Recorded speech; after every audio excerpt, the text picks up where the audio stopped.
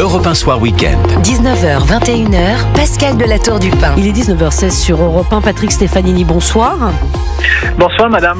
Merci d'être avec nous en direct sur Europe 1, représentant spécial du ministère de l'Intérieur pour les migrations et ancien secrétaire général du ministère de l'Immigration. Évidemment, votre regard ce soir, notamment sur l'affaire Doualem, est extrêmement intéressante. Est-ce un camouflet pour le ministère de l'Intérieur ? L'influenceur algérien Doualem, qui avait appelé à faire souffrir un opposant du régime d'Alger, est sorti de rétention à la suite d'une décision de justice et son OQTF a été annulé. On va devoir également lui verser des indemnités, 1200 €, pardon, monsieur Stefanini. Évidemment, les auditeurs s'interrogent. Comment cela est-il possible ? Est-ce qu'on n'a pas les armes pour se protéger ? Alors ça traduit la complexité de ces procédures contentieuses en droit des étrangers, mais ça n'est qu'une étape dans la procédure contentieuse. Je suis tenté de dire ça n'est qu'une péripétie et je vais m'en expliquer.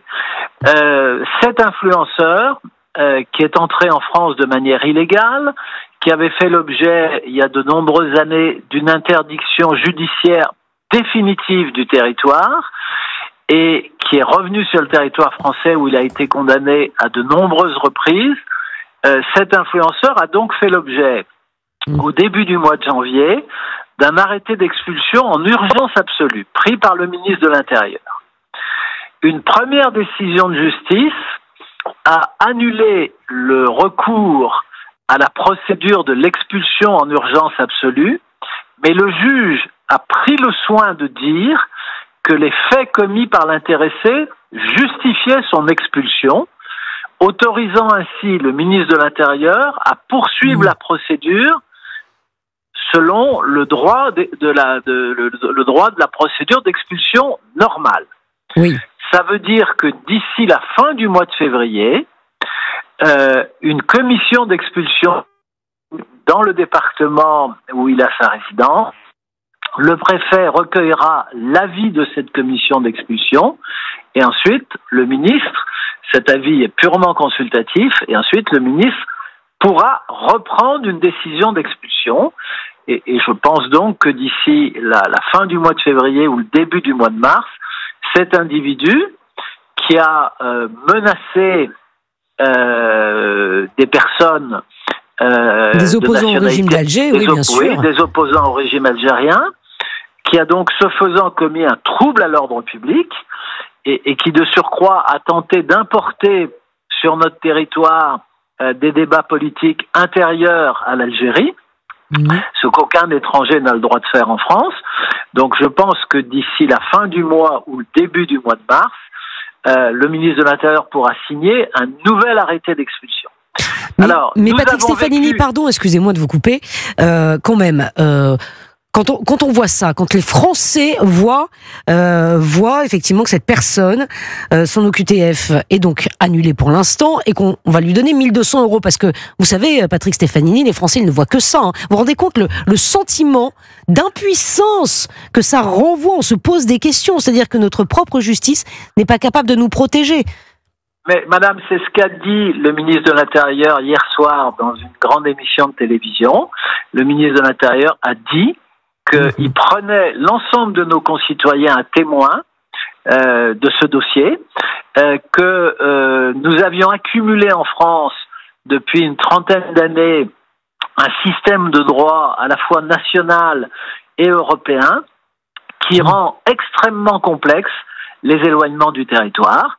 Le ministre a dit qu'il pensait qu'il fallait faire évoluer ce dispositif. Il faut changer la loi. Vous êtes d'accord avec ça, Patrick Stefanini ? Bien sûr. Il faut, par exemple, c'est une des propositions qu'a faite le ministre de l'Intérieur, il faut allonger la durée du délai de rétention. Elle est en France anormalement faible par rapport aux autres pays européens. Nous avons une durée de rétention qui est de 90 jours. Le ministre propose de la porter à 210 jours pour certaines infractions. Oui. Pour certains profils, et il a eu l'occasion de rappeler qu'en Allemagne, elle était supérieure à 500 jours. Donc voilà, nous ne disposons pas aujourd'hui de toutes les armes juridiques, et cette affaire l'illustre malheureusement, de toutes les armes juridiques qui nous permettraient d'éloigner rapidement du territoire des étrangers qui ont fait la preuve de leur dangerosité et dont la présence en France constitue une menace à l'ordre public. Mais Patrick Stefanini, on a un peu le sentiment, pardon, là je vais vous demander votre sentiment personnel, mais qu'on se réveille. On a l'impression qu'on découvre un peu les choses selon les données du ministère de l'Intérieur. Le stock des titres de séjour, tout titre confondu, et en cours de validité, dépasse les 4 336 700 premiers titres de séjour délivrés en 2024, plus que l'année 2023. Même chose pour les renouvellements des titres de séjour, toujours aussi haut depuis 4 ans. Et on rappelle que les illégaux ne sont pas comptabilisés. Pardon, mais c'est énorme, on n'a pas les armes pour nous protéger. Mais pour quelle raison, Patrick Stefanini ? Attendez, on va distinguer. Dans les chiffres que vous avez cités, je voudrais d'abord rappeler que en 2024, le nombre des éloignements effectifs, c'est ça qui compte, hein, oui. C'est combien parvenons-nous chaque année à éloigner d'étrangers de notre territoire. Le nombre des éloignements effectifs en 2024 a progressé par rapport à 2023 d'un peu plus de 26%. Donc ça, c'est un bon résultat. Oui. Alors, nous ne pouvons pas nous satisfaire de ce résultat, puisque dans le même temps, le nombre des mesures d'éloignement, plus exactement le nombre des étrangers interpellés en situation irrégulière, est de l'ordre de 125 000 ou 130 000. Donc le taux d'exécution des mesures d'éloignement reste trop faible dans notre pays, mais je note, et Bruno Retailleau, à juste titre, il y a vu une promesse encourageante pour l'avenir, je note qu'en 2024, on enregistre une forte progression du nombre des éloignements.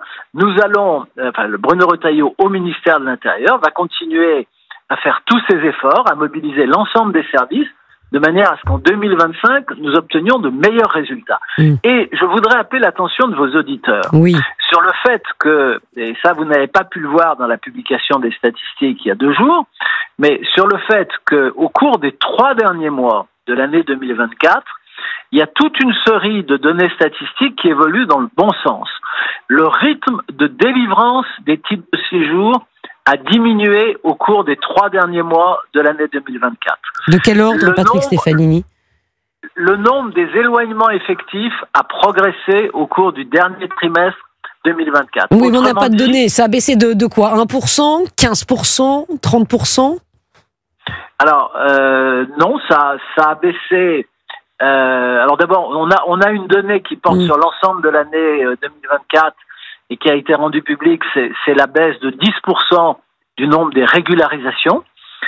Donc avant même que la circulaire de Bruno Retailleau, qui est intervenue au mois de janvier, ne fasse son effet, les préfets, sous l'impulsion de leur nouveau ministre, avaient changé de pratique en matière de régularisation et on a enregistré une baisse déjà significative de 10% du nombre des régularisations en 2024. Et par ailleurs, sur toute une série d'indicateurs, la fin de l'année 2024 est meilleure que l'ensemble de l'année 2024. J'observe également, ça c'est un point très important, que le nombre des visas de long séjour a baissé en 2024. Il a baissé d'environ 3%.